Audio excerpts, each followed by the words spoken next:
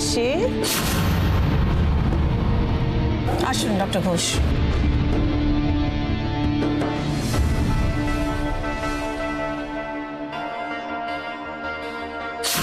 মাদুলিটা তার মানে room number 700তেই পড়েছে। আচ্ছা রাশি, ওই মাদুলিটা তোমার বাপের বাড়ি থেকে তোমাকে কেউ দিয়েছিল না, তোমাকে বিপদ থেকে বাঁচাবে বলে?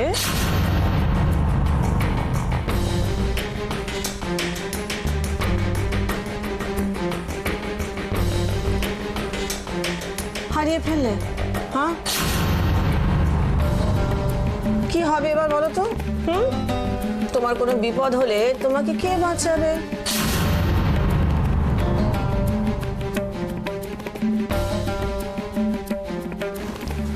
মা,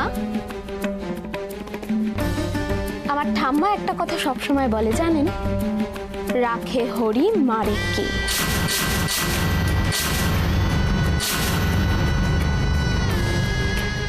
কিন্তু এরা তো তোমার ট্রিটমেন্ট করতে পারবে না রাশি। পুরোপুরি সুস্থ হওয়ার জন্য তোমাকে মেডিসিন নিতে হবে। ঠিক করে সব নিচ্ছ তো? আমার যেটা ঠিক মনে হচ্ছে আমি সেটাই করছি। তার মানে অনিয়ম করছো? ঠিক বুঝেছি, অনিয়ম করছো, ওষুধ ঠিক করে খাচ্ছ না, নালে কেন কথা বলবো তো? রাশি, আগে নিজে বাঁচো, আমি নিজেকে আগে দেখাশোনা করো, তারপর তো সবাইকে দেখবে। আপনি বোধহয় আমাকে ভয় দেখাতে চাইছেন, তাই না মা? তাহলে এতদিনে আমায় দেখে এইটুকু তো বুঝেছেন, রাশি এত সহজে ভয় পায় না। খুব বেশি সাহস দেখানো কি ভালো রাশি? ভালো মন্দ সেটা তো সময় বলবে, তবে আপনি আপনার মতো করে চেষ্টা করে যান, আমিও আমার মতো করে তার উত্তর নিশ্চয়ই দেব।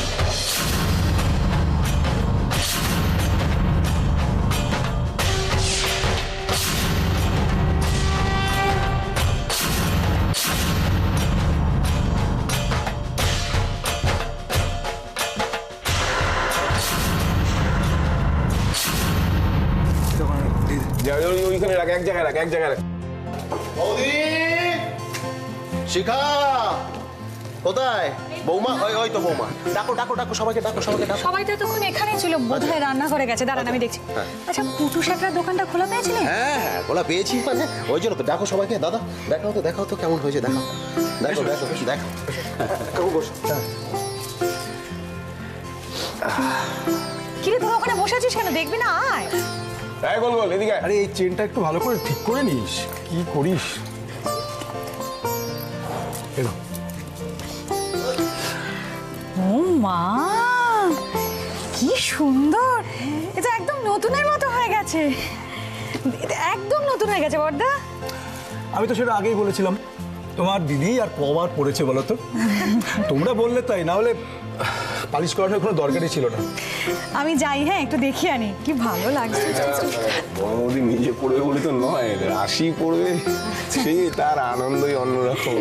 যা বলেছ। আয় ফুল, আয় ফুল, আয়। দেখিয়ে নিয়েছো? বাহ, তোরা তো ভারী সুন্দর সুন্দর তত্ত্ব সাজিয়েছিস রে। হ্যাঁ গোল গোল। ও জেঠু জেঠু, এসে দেখো আমরা কি সুন্দর তত্ত্ব সাজিয়েছি।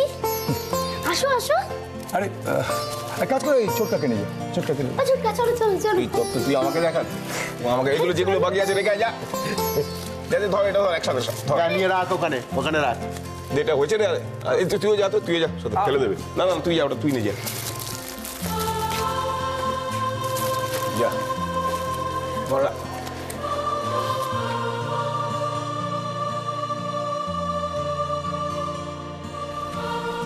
কি হয়েছে দাদা? আমি অনেকক্ষণ ধরে লক্ষ্য করছি, মাঝে মধ্যে কিরকম চুপচাপ হয়ে যাচ্ছ, কিছু একটা ভাবছো। কি হয়েছে, কি ভাবছো? আরে সমু, ভাববো আর কি বল। দেখ, এমনি আমাদের সময়টা এখন ভালোই যাচ্ছে, কিন্তু তার মধ্যে কেন জানি না আমার মনটা ঠিক ভালো নেই রে সমু। সারাক্ষণ মনে হচ্ছে কিছু একটা ঘটতে চলেছে, কিছু একটা হবে। কি মনে হচ্ছে তোমার? জানি না রে। হ্যাঁ, কি ভাবছো বলো আমার। জানি না, তোর তোর গ্রহ নক্ষত্র কি বলে, কিন্তু সমু মনটা কেন ভালো নেই বলতো? হ্যাঁ, সারাক্ষণ সারাক্ষণ কেন ডাক ডাকছে। রাশিটা কিছু হবে না তো? আমি তো বুঝতে পারছি না রে। আমিও তো এই ভয়টাই পাই দাদা, আর সে কারণেই তো আমি রাশিকে মহামৃত্যুঞ্জয় মাদুলিটা দিয়েছিলাম। কিন্তু রাশি ওটা সর্বক্ষণ পড়ে থাকে তো, ওটা আছে তো রাশির গলায়। ছোট্ট একটা গ্রাম থেকে কিছু ছোট ছোট স্বপ্ন নিয়ে উজ্জ্বলের হাত ধরে আমি এ বাড়িতে এসেছিলাম। গত 1 বছরে আমার সেই স্বপ্নগুলো বারবার ভেঙেছে, টুকরো টুকরো হয়ে ছড়িয়ে গেছে। তবুও আমি সেই টুকরোগুলোই জড়ো করার চেষ্টা করে গেছি। চেষ্টা করেছি আমার স্বপ্নগুলোকে সত্যি করার। আমরা যা যা ভাবি সব যখন সেই মতো হতে থাকে, তখন আর খারাপ অভিজ্ঞতাগুলো কিভাবে যেন মুছে যায়। মনের মধ্যে তাগিদ তৈরি হয় সব কিছু ভালো করার। আমি কতটা পেরেছি সেটা জানি না, তবে এই তাগিদেই আমি এই রায় পরিবারকে সম্পূর্ণ করার চেষ্টা করে যাচ্ছি। কিন্তু এসবের মাঝখানে এমন কিছু ঘটনা, এমন কিছু প্রশ্ন আমার সামনে এসে দাঁড়িয়েছে যেগুলোর উত্তর খুঁজে বার করা আমার স্বপ্নগুলো সত্যি করার মতোই প্রয়োজনীয়। আমার কাছে কোনো প্রমাণ নেই, কিন্তু আমি নিশ্চিত যে উনি উজ্জ্বলের বাবা। উনি সবার চোখের আড়ালে আজও বেঁচে আছেন। উজ্জ্বলকে কথাটা বলবো? না, তার আগে ওনার ব্যাপারে জোরদার কিছু প্রমাণ জোগাড় করতে হবে আমায়। কিন্তু উনি যদি সত্যি উজ্জ্বলের বাবা হন, তাহলে মা উজ্জ্বলের বাবাকে কেন এভাবে মৃত বলে ঘোষণা করেছেন? এরকম একটা ষড়যন্ত্রের কারণটা কি? তুমি? হ্যাঁ, আমি। এত অবাক হবার কিচ্ছু নেই। আর এখন যে অবস্থা, আমি না শুতে পারছি আর না বসতে পারছি। কেন? কি হয়েছে তোমার? শরীর খারাপ? এক্সাইটমেন্ট, ইনসমনিয়া, আবার কি হবে? আসলে আজকে আমাদের অপেক্ষা শেষ রাত্রির, তাই। ও, এই ব্যাপার। তাহলে তো তোমার নিজের ঘরে গিয়ে তোমার ঘুমিয়ে পড়া উচিত এখন, কারণ কাল থেকে তো তোমার সব ঘুম উড়ে যাবে। মানে তোমাকে দেখে তো এরকম ডেঞ্জারাস মনে হয় না। সেটাই তো, যত দিন যাবে তত বেশি করে বুঝতে পারবে, আর তখন তোমার আজকের মতো এভাবে মিষ্টি মিষ্টি করে কথাগুলো বানিয়ে বলতে ইচ্ছে করবে না। আমি বানিয়ে কথা একদম বলছি না। বসো বসো, দেখো, তোমার যখন ঘুম আসে না তুমি ডায়েরি টায়েরি লেখো, আর আমার তো এসব হ্যাবিট নেই। তাই আমার ঘুম না এলে আমি মানে একটু না, মানে তোমার কাছে একটু ওই কাছে উজ্জ্বল, দেখো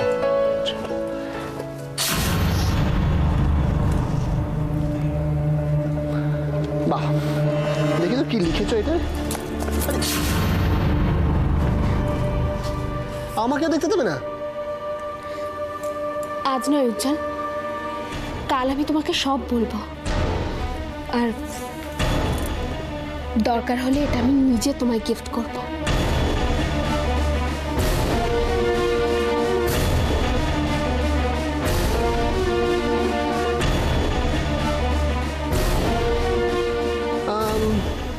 বেশ, ঠিক আছে, কালকেই আমাকে গিফট করো। কালকে গিফট করবে, তাই তো? তাহলে কাল ডায়েরি, আর আজ তুমি। কি করছো? আরে তো কালকে দরজা থাকুক না, কাল তো। আরে উজ্জ্বল প্লিজ। কি? আস্তে আস্তে আস্তে আস্তে আস্তে আস্তে নিয়া নিয়া, এই নিচু কর, নিচু কর।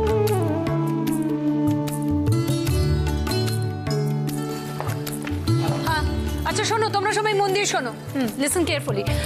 আজকের পার্টিতে সব এই সোসাইটির হাই প্রোফাইল গেস্টরা আসবে, ওকে? আর দিদি পার্টির কিছু পলিটিক্যাল ভিআইপিস আসবে, মিনিস্টার্সরা আসবে, আর প্রেস আসবে। সো তোমরা সবাই অ্যালার্ট থেকো যে কোথাও যেন কোনো রকম ঝামেলা না হয়, অলরাইট? ঝামেলা? মাইমা এক মিনিট, কিরকম ঝামেলার কথা বলছেন? মানে দেখুন, সব ঝামেলা তো আর আমাদের হাতে থাকে না, আর সেটা সামলানোর ক্ষমতাও থাকে। পলাশ, আমি যেটা বলছি সেটা মন দিয়ে শোনো, হ্যাঁ? এত কথা বলো না, ওকে? আর দিদি আমাকে এগুলো সবাইকে বলতে বলে দিয়েছে। হ্যাঁ। আরে দেব, আরে আরে আরে আরে দেখো দিদি কিরকম এলাহি আয়োজন করেছে তোমার জন্য।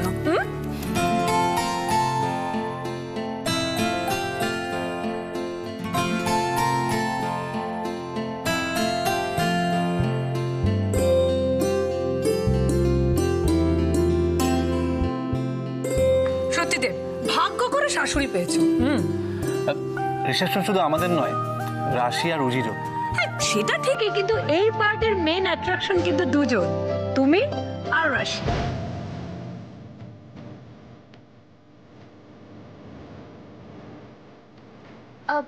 আচ্ছা মাসিমণি, বলছি রাশি কোথায়? রাশি? ও, রাশি তো পরমার সময় মন্দিরে গেছে পুজো দিতে। ইস, দেখো আমাকে বললো না, তাহলে আমিও যেতে পারতাম।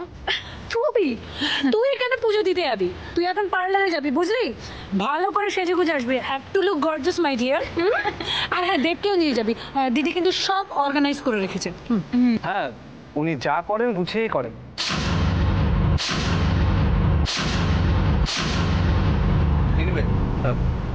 রশ্মি, আমার লেট হয়ে যাচ্ছে, আমি যাচ্ছি। ওয়ান সেকেন্ড, আজকে তোর অফিস কিসের? ইম্পর্টেন্ট একটা কাজ আছে, আমাকে যেতে হবে। রিসেপশনের থেকে ইম্পর্টেন্ট কাজ?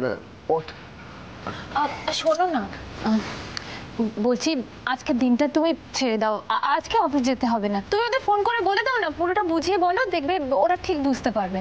অনুষ্ঠান শুরু হওয়ার আগে চলে এলেই তো হলো। আচ্ছা দেব, আচ্ছা পুজিরা এরকম একটা মাল্টি ন্যাশনাল কোম্পানি রান করে যদি ফ্রি টাইমটা বার করতে পারে, তাহলে তুমি একটা অফিসের স্টাফ হয়ে সেটা পারবে না? মাসিমণি, কোম্পানির মালিক হয়ে যেটা করা যায়, কোম্পানির স্টাফ হয়ে সেটা করা যায় না।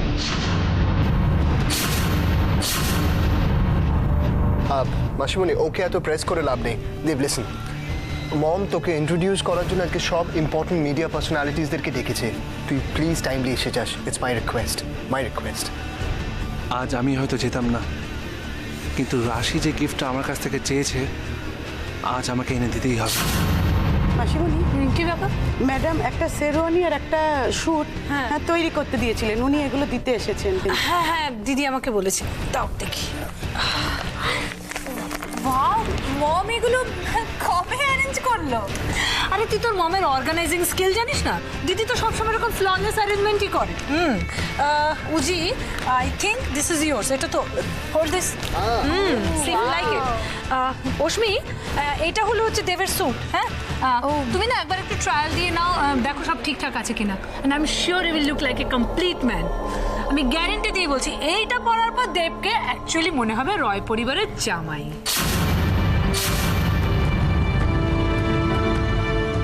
ওয়াও, মমের অ্যারেঞ্জমেন্ট দেখো, জাস্ট ইনক্রেডিবল, তাই না? It's wonderful. Yeah, it's wonderful. Very nice finish. Very nice, না? I like the finishing. আমি চট করে ট্রায়াল দিয়ে আসি, জাস্ট 2 মিনিটস। আচ্ছা শোনো না, বলছি তুমি একবার ট্রাই করে দেখো না, তারপরে তুমি অফিস চলে যাও। রশ্মি, অলরেডি আমার অনেক লেট হয়ে গেছে, আমি যাচ্ছি।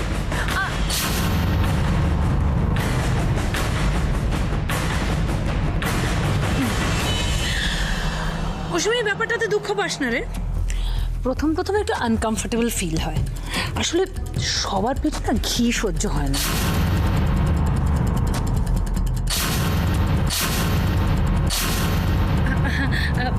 আরে কি আশ্চর্য, ওই দিকটা তো এখনো শেষ হলো না, কমপ্লিট হলো না, কতক্ষণ লাগবে?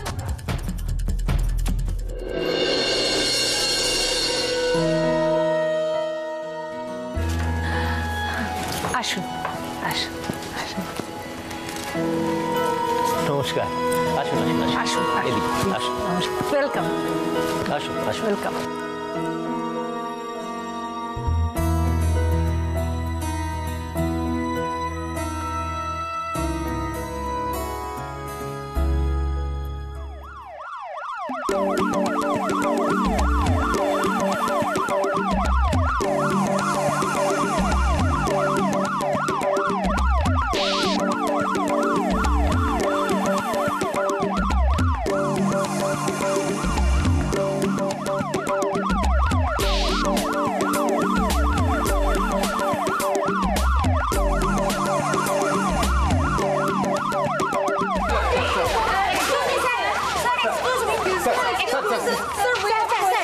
প্রশ্ন ছিল স্যার।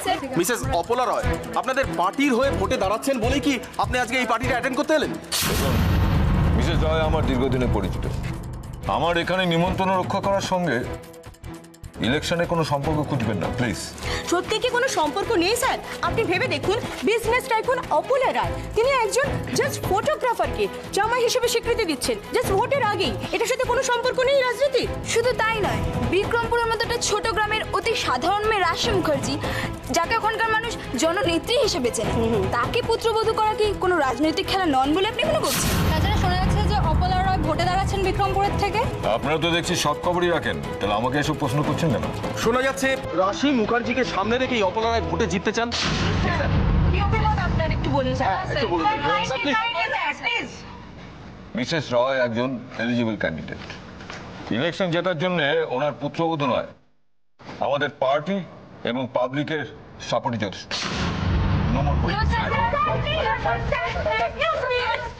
আপনারা দেখতে পাচ্ছেন বড় বড় শিল্পপতি থেকে সমস্ত প্রাইম মন্ত্রীরা সকলেই উপস্থিত হয়েছেন মিসেস অপলা রায়ের রাখা আজকের এই গ্র্যান্ড পার্টিতে।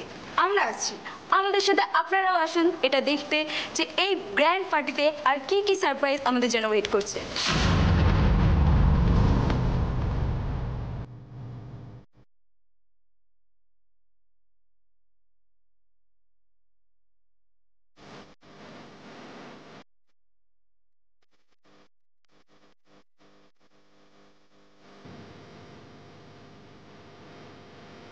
আসুন। মিসেস রয় কোথায়? ও দিদি, দিদি এক্ষুনি এসে পড়বে। ওই তো দিদি এসে গেছে।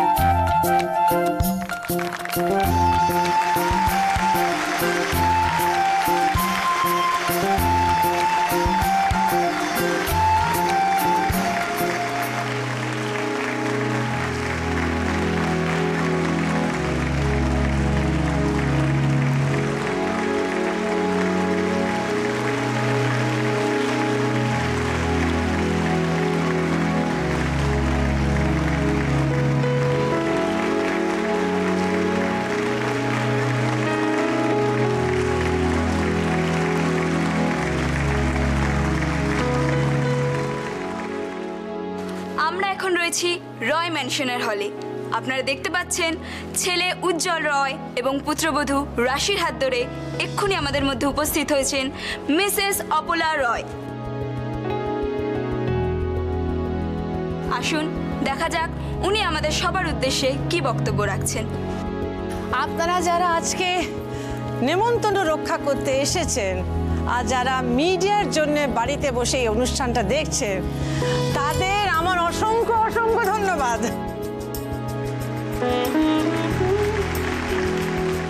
হ্যাঁ, ডিসিশনটা নিতে একটু দেরি হয়ে গেল, আর দেরি হয়ে গেল বলে আপনাদের কাছে আমরা একটা ইন্টারেস্টিং স্পাইসি নিউজ আইটেম হয়ে গেলাম। এনিওয়ে, এইসব কথা বলে লাভ নেই। It's a lovely lovely evening and আমার ছেলে উজি আর আমার বৌমা রাশির সঙ্গে তো আপনাদের পরিচয় আছেই, বাট এনিওয়ে আমি পার্সোনালি আপনাদের ইন্ট্রোডিউস করে দিতে চাইছি। আমার ছেলে উজ্জ্বল রয়, রাশি, উজ্জ্বলস ওয়াইফ রাশি, আমার বৌমা, অ্যাকচুয়ালি বলতে পারেন আমার মেয়ে।